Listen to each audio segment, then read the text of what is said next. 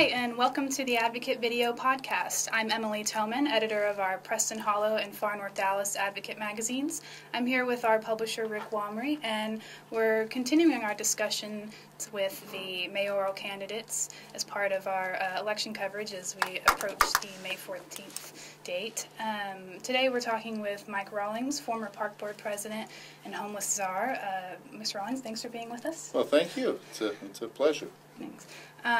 So we'll start by talking about the plan you've laid out for public education, and it seems as though some candidates and past mayors have tried to play some role in improving DISD, but how is your approach different? Yeah.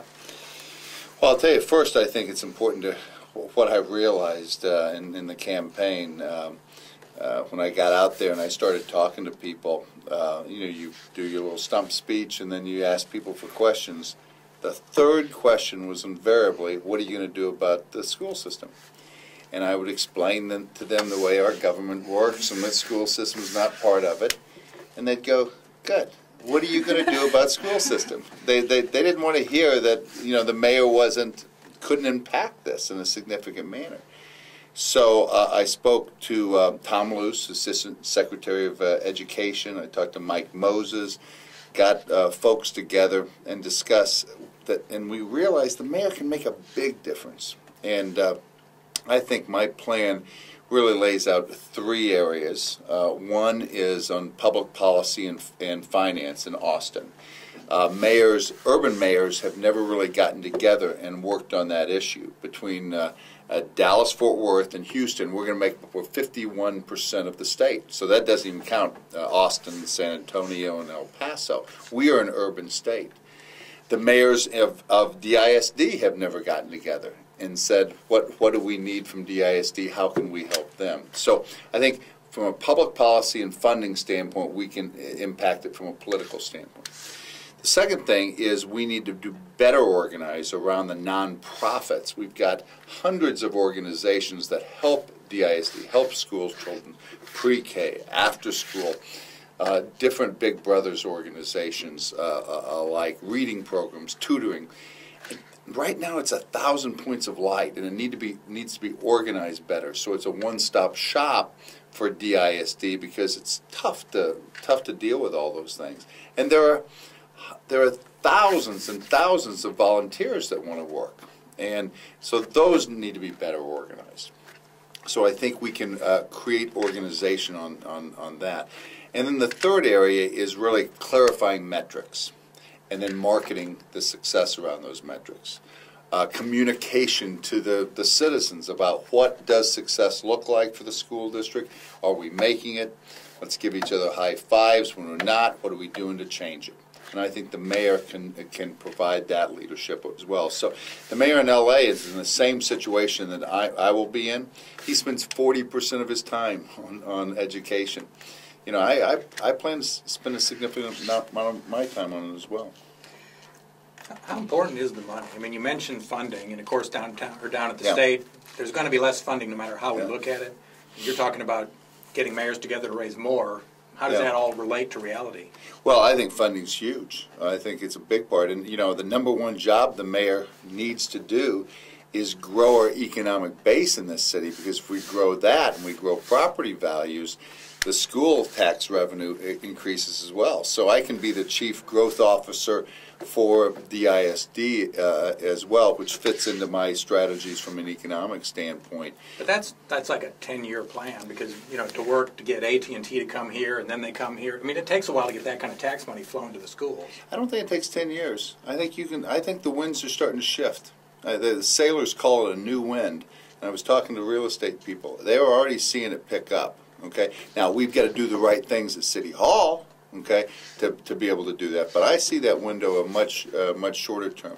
But you did talk about nonprofit. I mean, private money, and I think private money doesn't want to give their money to just a government function. They don't like that, so I think need having a public-private partnership and having somebody that is looking over that and asking the foundations to take a step with you and walk. This is what we did with dealing with the homeless issue, exactly how we approach this. So I think the mayor can provide a fair amount of gravitas and salesmanship ability in dealing with money there. And you mentioned PR a little bit before. I don't think it's probably a stretch of the imagination to say that most people don't think DISD does a good job. I agree with you 100%. I mean, how specifically can you turn that around, and how long might that take? Yeah, I think it's a critical issue. There's some progress that's being made at DISD. 4 years ago, graduation rate for 4 years was 59%. Way, way, way too low. This year it's 68%. All right, they're going to graduate more seniors this year than any time since 1983, and the population didn't decrease. So, folks probably don't know that that we are making progress. It's still way too low. We've got a lot of work to do. So I'm not sure the perception gap is that great right now. But I think this is a communication issue. I mean, talking to you about these facts. You know, we've got it. This is not even brought up in the mayoral debate till I kind of said, no, this is important to do it. And now we're talking about it. So that's the sort of thing that I think we're going to have to keep pounding against it every week. And so what steps do you have to take to implement this if elected once you get into office, and not, you know, how do you balance it with all the other huge issues we have on our plate, like the budget and all of that kind of thing? You mentioned, you know, the LA mayor spends like 40% of his time on it. Right. That seems like quite a lot for someone who has a Yeah, lot of other things. let me back up. I think it's important for you to understand where it fits into the overall priorities. As mayor, you're not the CEO, you're chairman of the board of this city. And so I will have relatively few things on my priority list. Every year I write 6 or 7 things I want to do from a business standpoint. My first item and objective will be economic development. My second one will be economic development. And my third one's going to be economic development. And my fourth one's going to be education, because it drives economic development. And if we want strong neighborhoods, what makes a strong neighborhood? Real simple. A strong elementary school. A strong school makes a strong neighborhood. So I see it's going to be a major part of my time that I'm going to be dealing with it. We've got to do a better job with small businesses. 80% of our businesses in Dallas are small businesses. Right now, developers are taking way too long to get through City Hall. And therefore, they're having to pay their loans on their lands, and they don't want to develop because it's too expensive. So we've got to streamline City Hall. Second, you mentioned big businesses, and yes, that's a longer-term sell, but California is prime for plucking right now. And, you know, there are businesses that are going to be moving in the next couple of years, so I think we need to do that. And third, I think we have a huge opportunity from an economic development standpoint in the southern sector.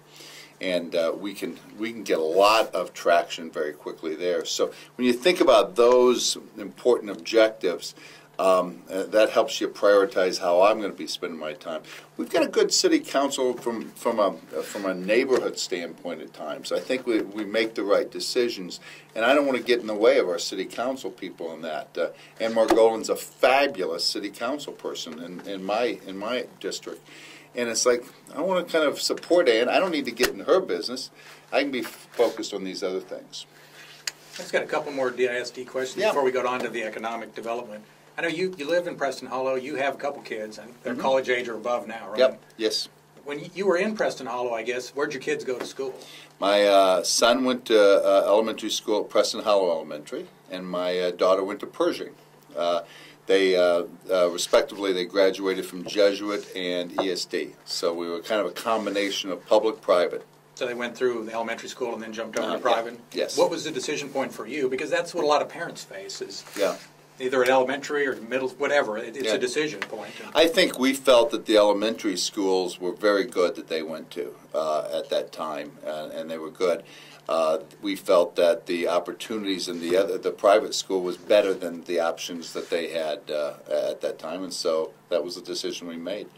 You know, fortunately, we could afford it. We didn't have to move out of town.